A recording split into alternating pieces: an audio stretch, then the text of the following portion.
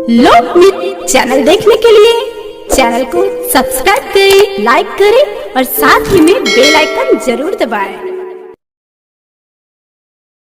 मुंबई के गोरेगांव पश्चिम में उत्तर पश्चिम जिला में जहां पे बीजेपी और शिवसेना का अलायंस है, वहीं से एक उम्मीदवार है जो कि गजानन कीर्तिकर जी संजय निरुपम जी के सामने यह दोनों जन वहां से इलेक्शन लड़ रहे हैं लोकसभा का। इसी दरमियान पहुंचे इस मंच पे उत्तर भारतीय समाज के सभी पदाधिकारी और विधायक, मंत्री, राज्य मंत्री, सभी लोग। इसी सभा को संबोधित करने के लिए उत्तर प्रदेश के उप मुख्यमंत्री श्री दिनेश शर्मा जी का भी आगमन हुआ था। इसी दरमियान लोकगीत और पारंपरिक गीत के सुप्रसिद्ध अमित प्रेमी जी के गानों से यहाँ पे उत्तर भारतीयों का मन मोह लिया गया और उत्तर प्रदेश के उप मुख्यमंत्री श्री दिनेश शर्मा जी का आगमन हुआ और जब आगे बढ़कर जयप्रकाश ठाकुर जी ने उनकी अगुवाई की। मी या ठिकाणी एकच सांगू शकतो की ज्या गोरेगावच्या प्रेमनगरमध्ये ही सभा होते, ज्याचं नाव प्रेमनगर आहे आणि या प्रेमनगर मधून सतत सातत्याने शिवसेना आणि भारतीय जनता पक्षाला आपण कौल दिलाय। या लोकसभेच्या निवडणुकीमध्ये उत्तर पश्चिम मतदारसंघात 29 तारीखला धनुष्यबाणावरती मत देऊन जे प्रेम आपण दाखवाल ते नरेंद्र मोदींना पंतप्रधान बनवण्यासाठी पोहोचेल, इतका विश्वास आजच्या या सभेमध्ये आपण दाखवून दिला। दोस्तों, आप जानते हैं कि हम लोग आए हैं आपसे निवेदन करने के लिए, बस लेकिन आज हम लोग महायुति के उम्मीदवार गजानन कीर्तिकर जी के लिए आपके पास आए हैं। और हम लोगों का जो उद्देश्य है कि देश में एक बार फिर से सक्षम सरकार, मजबूत प्रधानमंत्री नरेंद्र मोदी जी के रूप में हम लोगों को फिर से प्रधानमंत्री बनाना है। उसके सामने जो हमारे विकल्प हैं, देश का जो मुद्दा है, देश की सुरक्षा और देश का विकास। 5 साल में तो हम लोग घर नहीं ठीक कर पाते, तो देश को कैसे ठीक ठाक कर पाएंगे। लेकिन जो निर्णय देश के प्रधानमंत्री जी ने लिया, उसलिए आने वाला जो 5 साल है, आने वाला जो 10 साल है, देश में अगर प्रधानमंत्री के रूप में नरेंद्र मोदी जी रहेंगे तब जाके ये काम पूरा होगा। दोस्तों, आपने देखा, पहले के वक्ताओं ने बताया कि जब उरी में जो कांड हुआ, उरी के बाद जो सर्जिकल स्ट्राइक हुई और पुलवामा में जो पठानकोट में पुलवामा के बाद अपने नौजवानों ने जाके जो एयर स्ट्राइक किया, कोई दूसरा प्रधानमंत्री होता तो सिर्फ लेटर लिखते रह जाते। 29 तारीख को धनुष्य बाण पर मोहर लगाकर महायुति के उम्मीदवार को और नरेंद्र मोदी जी को फिर से प्रधानमंत्री बनाना है। इसी शुभकामना के साथ मैं अपनी बात को समाप्त करती हूँ। धन्यवाद, नमस्कार, जय हिंद, जय महाराज। उत्तर प्रदेश के माननीय श्री दिनेश शर्मा जी का स्वागत यहाँ पर कर रहे हैं छायाराम कलवार जी, हमारे सुबोध गर्दे, इस शाखा के शाखा प्रमुख सुबोध गर्दे, वार्ड अध्यक्ष छायाराम कलवार, गुलाब जायसवाल, शत्रुघ्न, सभी लोगों से निवेदन है उनका स्वागत कर रहे हैं। बहुत जोरदार तालियों से, जोरदार ताली बजा के आप लोग उनका अभिवादन कीजिए। उत्तर प्रदेश की धरती से आप सभी के बीच में यहाँ पर आए हुए हैं। मैं आदरणीय विद्या ठाकुर जी को और जयप्रकाश ठाकुर जी को आज से 20 साल से जानता हूँ। नगर सेवक के रूप में भी काम किया है। ऐसी मेरी बहन यहाँ की राज्य मंत्री आदरणीय श्रीमती विद्या ठाकुर जी, भारतीय जनता पार्टी के वरिष्ठ नेता मेरे मित्र आदरणीय जयप्रकाश ठाकुर जी, और जो राज्य मंत्री का दर्जा जिनको है और जिनको मैं मानता हूं कि उत्तर प्रदेश और महाराष्ट्र के बीच में एक सेतु का काम करते हैं। जब उत्तर प्रदेश में उत्तर प्रदेश दिवस नहीं मनाया जाता था, तब से महाराष्ट्र में उत्तर प्रदेश दिवस मनाने का काम हमारे प्रिय भाई अमरजीत मिश्रा जी ने किया है। जब उत्तर प्रदेश में महाराष्ट्र दिवस बनता है और मराठी भाषी लोग वहाँ पर आते हैं, तो हम उनके कार्यक्रम में जाते हैं। मुंबई में आकर मैं आप सबसे कहना चाहूँगा कि इस समय देश की आवश्यकता है राष्ट्रवादी शक्तियों को मजबूत करने की। इस देश को कौन चलाएगा जिसको अपने परिवार की चिंता नहीं, जो एक दिन भी छुट्टी नहीं लेता, जिस पर एक भ्रष्टाचार का आरोप नहीं, जो संपूर्ण समय देश को बनाने के लिए लगाता है, वो हो सकता है। जो वो लोग हो सकते हैं एनसीपी के लोग, सपा बसपा और कांग्रेस के लोग, जिनका पूरा परिवार भ्रष्टाचार में लिप्त है, एनसीपी का नाम लो तो बदलता छगन भुजबल भुजबल पता चला भतीजे जी फलाने कौन पवार सिंचाई विभाग के घोटाले में, पता चला पटेल विमान घोटाले में, पता चला पवार साहब आरोपों के घेरे में, काहे में, गन्ना में, चीनी में, कृषि में, काहे में नहीं। कांग्रेस के लोग विभिन्न प्रकार के आरोपों से घिरे हुए। एक बीजेपी है जिसमें किसी ने उंगली नहीं उठाई, और आरोप कब लगाया जब 4.5 साल बीत गए। तब यहाँ के अंदर जब आदरणीय राहुल जी बोले तो सीतारमण जी जो रक्षा मंत्री हैं, अरुण जेटली जी जो वित्त मंत्री हैं, उन्होंने समझाया भैया आप जिस विमान की बात कर रहे हो वो सवारी ले जाने वाला विमान है, और जो हमने खरीदा है वो लड़ने वाला हथियारों वाला विमान खरीदा है। समझ में नहीं आया, बाहर चिल्ला के, अंदर समझ में आया, बाहर चिल्ला कर राफेल पीएम चोर है, पीएम चोर है। अरे हिंदुस्तान के प्रधानमंत्री को जिसने देश का सम्मान बढ़ाया है, वो अमेरिका, वो ब्रिटेन जिसने 200 साल तक हम पे राज किया, वो उन देश के प्रधानमंत्री नीचे की कुर्सी पर बैठे थे। अभी इंग्लैंड में 71 देशों का सम्मेलन हुआ और हिंदुस्तान का प्रधानमंत्री नरेंद्र मोदी ने बैठकर उसकी अध्यक्षता करी। यह शक्ति है 36 इंच के सीना वाले की। जीता गया, सत्ता बदली, प्रधानमंत्री नरेंद्र मोदी जी बने, लोगों ने कहा 56 इंच का सीना है, और 56 इंच के चौकीदार ने गले लगाने का काम किया पाकिस्तान के नवाज शरीफ को। कहा शरीफ बनकर रहो, बदमाशी नहीं होनी चाहिए, बदमाशी हो गई तो घर में घुसकर मारेंगे। और ये बात हुई कि उन्होंने जब तक गले मिलते रहे तब तक व्यापार होता रहा, और जब व्यापार के बाद जब यहाँ पर मुंबई में घटना घटी थी, कोई कारण नहीं हुआ था। गजानन जी आ गए, एक बार जोर से बोलिए गजानन जी जिंदाबाद, जोर से बोलिए गजानन जी जिंदाबाद।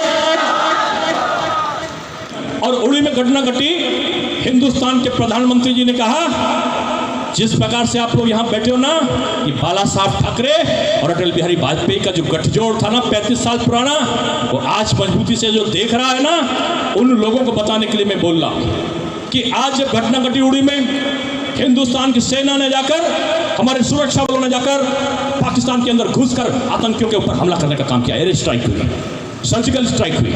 जब सर्जिकल स्ट्राइक हुई तो यहाँ के जो भाग कर आए हुए, डर कर आए हुए एक प्रत्याशी हैं जिनका नाम है संजय निरुपम जी, भाग कर आ गए। उन्होंने एक रिकॉर्ड बनाया था पिछली वाली लोकसभा में। अभी मुझसे पत्रकार पूछ रहे थे कि उप मुख्यमंत्री जी ये उत्तर प्रदेश, ये उत्तर भारतीय हैं। हमने कहा कैसा उत्तर भारतीय, कि वहाँ पर गए और उन्होंने रिकॉर्ड बनाया। बोले आप उनके लिए क्या कहना चाहेंगे? हमने कहा भगवान अब की उनको जो तीसरे नंबर पे आए थे पहले नंबर पे पहुँचा देना।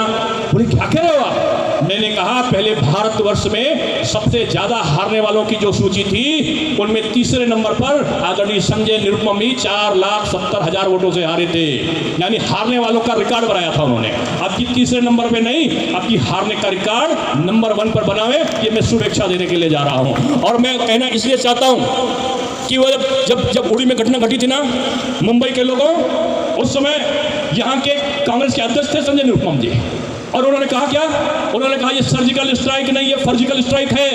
अरे कांग्रेस के लोगों, अरे निरुपम जी, अरे एनसीपी के लोगों, सेना के शौर्य को तुम चुनौती दे रहे हो, सेना के पराक्रम को तुम चुनौती दे रहे हो, सेना की शहादत को तुम चुनौती दे रहे हो, जो इस देश के लिए मरता है, जो इस देश के लिए अपने प्राण का बलिदान देता है, जो अपनी सत्ता उसको श्रद्धांजलि दी जाती है, उसको सम्मान दिया जाता है। लेकिन तुमने सर्जिकल स्ट्राइक को फर्जिकल स्ट्राइक करके दिखा दिया कि तुम में जज्बात नहीं है, तुम में राष्ट्र का प्रेम नहीं है, तुमको देश पर समर्पण करने वाली सेना के प्रति सम्मान नहीं है, और तुम अगर उसका अपमान करोगे तो उसके अपमान का बदला ये मुंबई के लोग तुम्हारी जमानत जब्त करा कर दिखाएंगे। ये कहने के लिए मैं तुम्हारे बीच में आया हूं, और इसलिए मैं कह रहा हूं कि अब समय बदल गया है। ये न्यू इंडिया है जो घर घर शौचालय का निर्माण करने के लिए गांव में जाती है। ये न्यू इंडिया है जो फेरी वालों के लिए, फुटपाथ के लोगों के लिए फेरी नीति बना के कहती है कि जो हमारे छोटे दुकानदार हैं वो 60 साल के हो जाएं। अभी बीजेपी ने अपने संकल्प पत्र में लिखा है कि जब 60 साल का हमारा दुकानदार, फेरी वाला दुकानदार हो जाएगा तो उसको हम पेंशन की उसकी व्यवस्था करेंगे, उसके रहने की व्यवस्था करेंगे।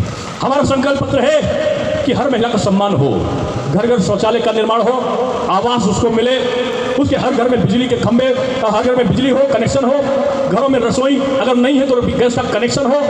हमारा प्रदेश, हमारा महाराष्ट्र जो फडणवीस जी के नेतृत्व में शिवसेना के गठबंधन के साथ काम कर रहा है, पूरे देश में एक राष्ट्र, एक इस प्रकार का महाराष्ट्र बन के आए कि जो शक्तिशाली, जो आर्थिक राजधानी हमारी मुंबई है, फिर से उसका जो कीर्तिमान है वो कीर्तिमान स्थापित करने में सफल हो। कब होगा? जब देश में डबल इंजन की सरकार होगी, कि केंद्र में बीजेपी की सरकार, हमारे गठबंधन की सरकार, और गठबंधन की सरकार हमारी मुंबई में होगी। इसलिए मैं तुमसे आह्वान करने के लिए आया हूं कि देश तुम्हें पुकार रहा है। ये गजानन जी को वोट नहीं जाएगा। जैसे गजानन जी के तीर कमान पे आपने बटन दबाया, वैसे खटाक से एटीएम की तरीके से जैसे पैसा पहुंच जाता है, निकल आता है, वैसे मोदी जी के नाम का प्रधानमंत्री का पद अपने आप में निकल आएगा। और एक बात ध्यान रखना, ये चुनाव का महायज्ञ है, और चुनाव के महायज्ञ में जैसे भी नवरात्र आया था ना, कि उत्तर प्रदेश के लोगों में दुर्गा जी की, दुर्गा माता की जब पूजा करते हो, जब यज्ञ करते हो, जब हवन करते हो, तो जो नकारात्मक शक्तियां होती हैं, उन नकारात्मक शक्तियों को भगाने के लिए क्या करते हो? 3 उंगली से उत्तर प्रदेश के लोग जो हवन करते हैं ना, ये उत्तर भारतीय लोग, राजस्थान के भी, बिहार के, 3 हाथों से आहुति देते हैं, ये 3 उंगलियों से, और 3 उंगलियों से डालते हैं, हवन सामग्री डालते हैं हवन कुंड में, और बोलते क्या है? ओम नमो नमामि स्वाहा। एक यज्ञ हो रहा है 29 तारीख को मुंबई में, वो चुनावी महायज्ञ है। चुनाव का हवन कुंड जो है, उस यज्ञ का जो हवन कुंड है वो मतदान की पेटी है। मतदान की पेटी में आप 29 तारीख को जाना। 29 तारीख को जाते हुए 3 उंगलियों से आपको हवन की सामग्री नहीं डालनी है, 1 उंगली से बटन तीर और कमान का दबाना है। जैसे ही दबाओगे तीर और कमान का बटन, वैसे ही अपने आप में क्या होगा? ओम नमो नमाय कांग्रेसाय स्वाहा। सुना नहीं मैंने? जोर से बोलो। ओम नमो नमाय कांग्रेसाय, ओम नमो नमाय एनसीपी, ओम नमो नमाय एनसीपी। स्वाहा का मतलब उनका राजनीतिक अस्तित्व समाप्त करने का है, उनकी पराजय का है। ये नकारात्मक शक्तियां हैं जो राष्ट्रद्रोह की धारा को समाप्त करना चाहती हैं। ये नकारात्मक शक्ति हैं जो धारा 370 को बनाए रखना चाहती हैं। ये नकारात्मक शक्तियां हैं जो कहती हैं कि अगर 370 हटा दिया तो ये कश्मीर हिंदुस्तान से अलग हो जाएगा। ये कहती हैं कि यहाँ पर वजीर आजम दूसरा बन जाएगा। अरे हिंदुस्तान में रहो, हिंदुस्तान की खाओ, हिंदुस्तान की पहनो, और हिंदुस्तान में रहने के बाद तुम्हारा इशारा पड़ोसी देश बांग्लादेश और जो पाकिस्तान की तरफ चला जाए, और उसके बाद तुम मांगने के लिए वोट यहाँ पर चले आओ। नहीं चलने वाला ऐसा व्यक्ति नहीं चाहिए, वो किसी भी जाति का हो, किसी भी धर्म का हो, किसी भी प्रदेश का हो। हमें चाहिए कौन? जिसका धर्म राष्ट्र धर्म हो। हमें चाहिए कौन? जो राष्ट्र के प्रति समर्पण करने वाला हो। मुझे चाहिए कौन? मुझे चाहिए ऐसा व्यक्ति जो गजानन जी की तरीके से 4 बार विधायक बनने के बाद, आमदार बनने के बाद भी कभी 1 उंगली उठाने का साहस किसी ने नहीं किया। हमें चाहिए कौन? 5 साल तक जो यहाँ का सांसद बनने के बाद आपकी आवाज को संसद में उठाता रहा। मेरा परिचय नहीं था, लेकिन मुंबई में सीवरेज का काम है, मुंबई में अतिक्रमण का प्रॉब्लम है, यहाँ झुग्गी झोपड़ी वालों को मकान देने का प्रॉब्लम है। गजानन जी संसद में खड़े होकर जब चिल्लाकर बोलते थे कि मेरे मुंबई के लिए काम करना है, तो लगता था कोई सांसद अपने क्षेत्र के लिए ईमानदारी के साथ काम करने के लिए आ रहा है। मैं इसलिए आपसे कहने के लिए आया हूँ, एक वो है जो सर्जिकल स्ट्राइक बोलता है, एक वो है जो अपने चुनाव क्षेत्र से भागकर दूसरी जगह पर जाता है, काम नहीं करते, लेकिन केवल विवाद में बनकर टेलीविजन में छाए रहते हैं। जो कागजी शेर है, मेरा असली दहाड़ता हुआ शेर है बाला साहब ठाकरे जी और अटल बिहारी वाजपेयी जी की विरासत के रूप में आपके सामने आया है। मैं आखिर में कह के जाना चाहता हूँ, किसी बात से घबराना मत। ये जो राहुल बाबा हैं, चिल्लाकर अभी बोल रहे ना कि पीएम चोर है, पीएम चोर है, नहीं, गली गली में शोर है। एक बात श्योर है, हमारा पीएम प्योर है। और कहने वाले, मुझे सुनाई नहीं पड़ा, जोर से बताओ हाथ उठाकर, कहने वाले, मैंने सुना नहीं, फिर से बोलो, कहने वाले। मैंने नहीं कहा, आपने कहा है। मैं किसी के खिलाफ अमर्यादित शब्द नहीं बोलता हूँ, लेकिन हिंदुस्तान के प्रधानमंत्री को इस बात कहोगे तो एक ईमानदार प्रधानमंत्री को इस महाराष्ट्र ने दिया है। पिछला रिकॉर्ड तोड़ना है तुम्हें, और पिछला रिकॉर्ड तोड़ने के लिए क्या है? ये मराठी, ये गुजराती, ये उत्तर भारतीय, ये बिहारी, ये राजस्थानी मिल जाओ एक साथ, मोदी जी का सबका साथ, सबका विकास, और जोर से बताओ मेरे साथ कि गजानन जी जीतेंगे। ये पता है, हाथ के पंजे से नहीं, ये हाथ का पंजा जो है, ये हाथ का पंजा कांग्रेस का चुनाव निशान है। लूटा है, नोचा है, खसोटा है, बर्बाद किया है, भ्रष्टाचार किया है। अब हाथ के पंजे के नहीं है, अब मिलकर शिवसेना और बीजेपी को काम करने का है। ये शिवसेना के लोगों, आरपीआई के लोगों, बीजेपी के लोगों मिल जाओ, और मिलने के बाद एक साथ हाथ उठाकर बताना, गजानन जी जीतेंगे, ये सांसद बनेंगे, सांसद बनेंगे, मोदी जी प्राइम मिनिस्टर बनेंगे, एनसीपी हारेगी, कांग्रेस हारेगी, ये सब लोग हारेंगे। भारत मां की जय होगी। अगर जय होगी तो उठाकर बोलो, भारत माता की वंदे, जय शिवाजी, जय शिवाजी। बहुत बहुत धन्यवाद। आपका दुआ मांगने के लिए, आपका आभार मानने के लिए मैं यहाँ आया हूँ और अपने लिए इस क्षेत्र के लिए मैं काम करता रहूँगा। इतना वचन यहाँ मेरे सभी जो नेतागण हैं उनके माध्यम से, उनके साक्षी से मैं आपको देता हूँ। केंद्र के उत्तर पश्चिम जिले के उम्मीदवार गजानन कीर्तिकर जी का स्वागत दयाराम यादव और उनके साथ में उनके सभी टीम के लोग करेंगे। ब्राह्मण सम्मान समिति के सभी पदाधिकारी व ब्राह्मण आए और गजानन कीर्तिकर जी को पुष्पगुच्छ देकर उनका स्वागत किया, सत्कार किया और उन्हें यह आश्वासन दिया कि उनके साथ सारा ब्राह्मण समाज समिति खड़ा हुआ है। और साथ में ही थी वहाँ पे स्थानीय हमारे राज्य मंत्री जो विद्या ठाकुर जी हैं, जयप्रकाश ठाकुर जी और सभी लोग थे। उसके बाद यहाँ की जो वार्ड की गोरेगांव प्रेम नगर की जो नगर सेविका हैं वो उनका भी वहाँ पे स्वागत किया गया। समीर देसाई जी का स्वागत किया गया और आए हुए अतिथि लोगों ने, सभी लोगों ने एक दूसरे स्वागत सत्कार करके अपने आप में एक भाईचारे की मिसाल कायम किया। और यहाँ के वरिष्ठ सभी लोग जो आए थे, सभी लोगों ने स्वागत सत्कार किया। ब्राह्मण समाज समिति के सारे पदाधिकारी उपस्थित थे। उन्हीं में से आइए कुछ बात करते हैं कुछ ब्राह्मणों से। नमस्कार, हम ब्राह्मण सम्मान समिति के सभी ब्राह्मण योद्धा यहाँ पे आए गजानन कीर्तिकर जी को विजयी बनाने के लिए, जो कि बीजेपी और शिवसेना का जो अलायंस है उस पर से खड़े हैं। गोरेगांव के हमारे क्षेत्र से उन्हें हम विजयी बनाएंगे और मोदी जी को पंत प्रधान बनाएंगे। आज क्या कार्यक्रम था यहाँ पे? यहाँ पर भारतीय जनता पार्टी, शिवसेना और आईपीआई यूपी के जो यहाँ के उम्मीदवार हैं, हमारे उत्तर पश्चिम जिला के उम्मीदवार हैं माननीय गजानन कीर्तिकर जी, उनके पक्ष में यहाँ पर एक सभा रखी गई थी। उसमें उत्तर प्रदेश के उप मुख्यमंत्री श्री दिनेश शर्मा जी मुख्य अतिथि के रूप में थे। हमारे यहाँ के राज्य मंत्री विद्या ठाकुर जी यहाँ मुख्य अतिथि के रूप में थे। सुनील देसाई जी यहाँ के स्थानीय नेता हैं बीजेपी के, और यहाँ के स्थानीय नगर सेवक देसाई जी, ऐसे सारे अतिथि मान्यवर यहाँ पर उपस्थित थे। बहुत ही सुंदर कार्यक्रम हुआ, हज़ारों की संख्या में यहाँ पर लोग थे और सभी लोगों ने आज गजानन कीर्तिकर को ये आश्वासन दिया कि गजा भाऊ, आप पिछली बार जिस तरह से आप जीत के हमारे लोगों का नेतृत्व किया था, इस बार उससे डबल मतों से आप जीत के इस जिले का नेतृत्व करेंगे और माननीय प्रधानमंत्री नरेंद्र मोदी जी का हाथ मजबूत करेंगे। किसी भी देशभक्त, जितने भी देशभक्त हैं, वो कभी भी देश के ऊपर और सेना के ऊपर उंगली उठाने वाले ऐसे कैंडिडेट को, ऐसे प्रत्याशी को कभी भी वो जीत के लोकसभा जाने नहीं देगी। इस गोरेगांव की जनता, इस प्रेमनगर की जनता ने आज इनको आश्वासन दिया। धन्यवाद।